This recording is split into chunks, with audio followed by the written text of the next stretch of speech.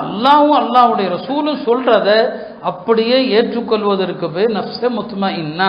எந்த கேள்வியும் கேட்க மாட்டாங்க. அப்படிதான் சஹாபாக்கள் இருந்தாங்க. பரீராங்கிற ஒரு அடிமை பெண்ணுங்க. அந்த அடிமை பெண்ணுக்கு கொடுத்த அல்லாஹ் நஃப்ஸே முத்மஇன்னாவை பாருங்க. அந்த பெண் அடிமையா இருந்தாங்க. அவங்களுடைய கணவர் பரீராங்கிற ஒரு அடிமையா இருந்தாங்க.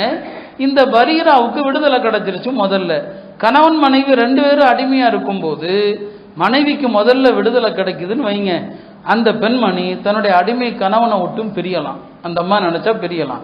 பரீராவுக்கு விடுதலை கிடைச்சிருச்சு. விடுதலை கிடைச்சதும் மார்க்கம் கொடுத்த சலுகையை அந்த அம்மா பயன்படுத்துது. என் கணவர் பரீராவோடு நான் சேர்ந்து வாழ விரும்பல, இதை அந்த அம்மா தேர்வு செய்கிறது. ஆனா அவருடைய கணவர் இருக்கிறாரு, அவரு தன்னுடைய மனைவியை விரும்புகிறார்.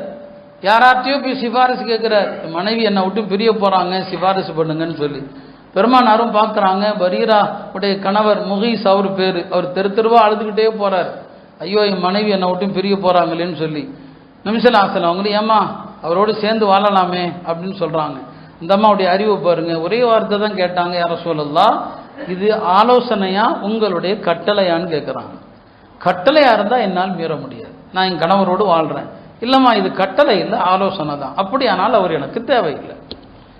அப்போ நஃப்ஸே முத்மஇன்னா என்ன, எனக்கு பிடிக்கல, ஆனால் நீங்க சொன்னா கட்டளையா இருந்தால் நான் அவங்களோடு சேர்ந்து வாழ்றேன்.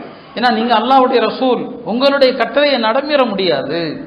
அருமையானவர்களே, மார்க்கம் சொல்லுகிற விஷயத்துல அறிவு விஞ்ஞானம் இதெல்லாம் போகவே கூடாது.